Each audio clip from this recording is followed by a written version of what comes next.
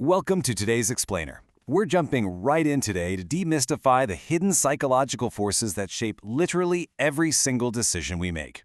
We're going straight to the core of what actually makes you tick by breaking down the anatomy of attitude. Think about a really closely held belief you have. It could be about your work ethic, a favorite brand, or even just a daily habit. Now, why do you react the way you do when that belief is suddenly challenged? Well, stick with me, because by the end of this explainer, you're going to completely understand the exact subconscious wiring behind those immediate, knee-jerk responses. Okay, let's dive into this roadmap. We've got 5 quick stops. 1. The functions of attitude. 2. Protecting the ego. 3. Where attitudes actually come from. 4. How they are formed. And 5. Turning negativity into positivity. Let's get into it. Part 1. The functions of attitude and their practical utility.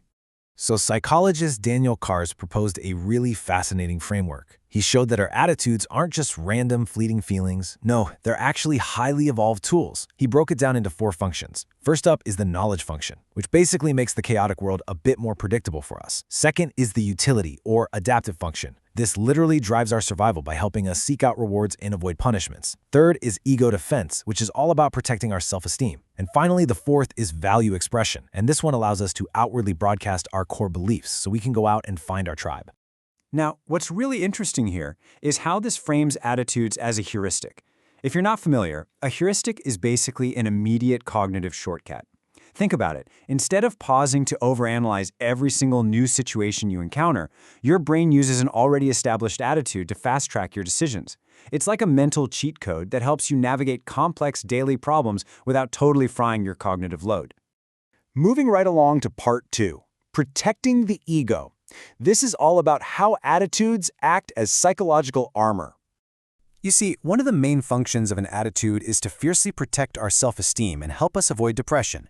And it does this through 4 specific ego defense mechanisms: denial, repression, projection, and rationalization. Whenever you encounter threatening information, boom, your attitude deploys these invisible shields.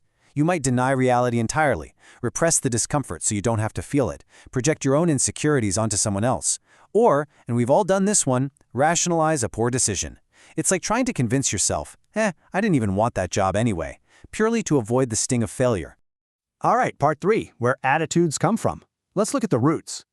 We absolutely do not develop our attitudes in a vacuum. Your worldviews are usually seeded first by your family and your peers, but from there, they're continuously sculpted by the broader society, the media you consume, government policies, and even organizations, like where you work.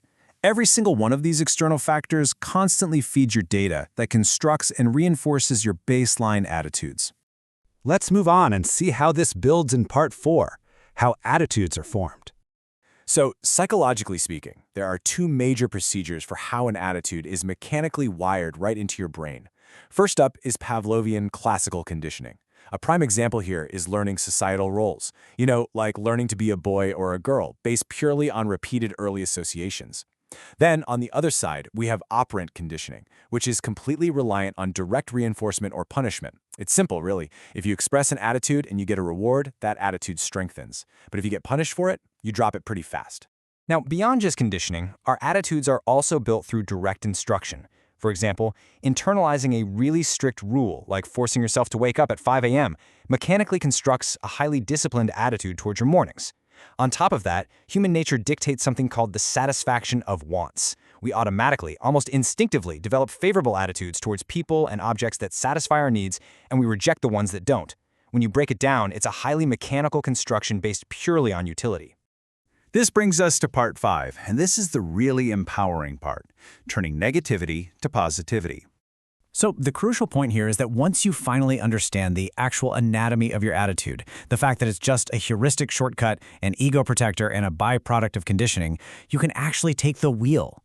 Mastering your attitudes gives you this incredible, profound power to actively convert negative outcomes into positive frameworks.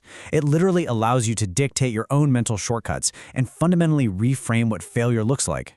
Think about Thomas Edison. He famously said, "I have not failed 1,000 times, but I have found 1,000 ways that did not work." Honestly, that is not just some cheesy motivational phrase.